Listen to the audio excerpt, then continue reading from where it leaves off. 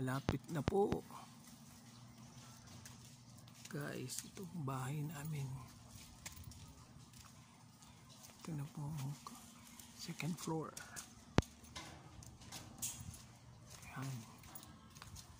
Ito ang gate sa bakanting lote na gagawing garden ng misis. Yan. Yan po. Yan, ginagawa na yung kwarto namin dun sa taas. Ito na si Mamita. Ito ang gate namin na. Sige, buksan mo, masarado mo. At buksan, yan. Sliding. Yan, sliding. Pasara yun. Oh, buksan mo, Mamita. Para pakita natin sa ating mga subscriber ko. Yan. Sliding na. Oh.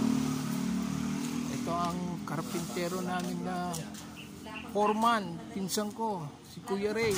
Kung gusto niyo magpagawa, dito lang po. Oh. Ito magiging sala namin. Sala pag may bisita. Oh.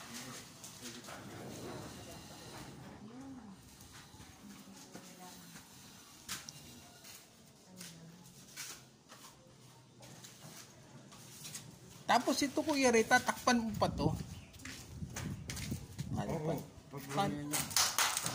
Kasi para makapasok yung sasakyan. Ay, oo. Ay, puputulin mo ito, Kuya Ray? Or paano? Lagyan niya ng semento dito. Semento. Papantayin na. Oo, papantayin pala niya. Ayun, tama. Pero siguro dito ko na lang ipapasok. Dito. Dito. Oo. Yan na lang, para hindi masira. Sa umpisa. Oo. Pag umulan, pa dito natin. Oh. Ayun, ay, umulan. Yung araw yung umulan na malakas. Oh, ito na yung loob namin. Oo. Ito ang magiging sala. Tapos dito, dyan, bubutasin yan. Bubutasin po yan. Mga kajuk. Bubutasin yan. Leading to our kitchen. Ito ang lababo namin, kitchen. 2 weeks lang tapos to. Ito ang outside kitchen namin. Yan. Yan, made of hardiplex po siya. Ayan. Viewing namin ng garden namin.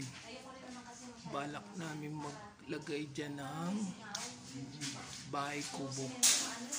Yan. Yan sila Mamita. Yan. Saka si Kuya Ray. Kung gusto nyo magpagawa dyan kay Kuya Ray. Yan. Balik na po ako sa main house. Yan po ang main house. Ito paakyat ng second floor.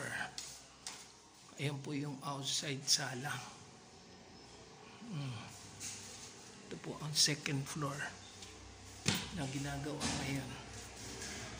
Ang tanan.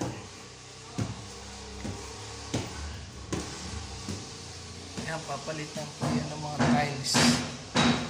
Kulay ng tiles ng ito. Another CR is here. Gagawin din po yan.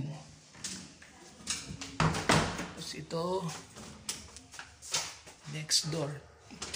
Next bedroom. Yan, bedroom po yan. Yan, sa guest room. Yan. Ito magiging kwarto namin ni Mamita. Yan. Ayan. Ito bubutasin din po yan. Ito. Ayan. Yan ang kwarto.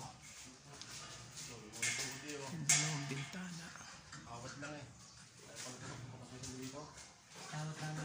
Ito si Kulot. Galing Karpintero namin. Welder. Yan. Okay. Okay.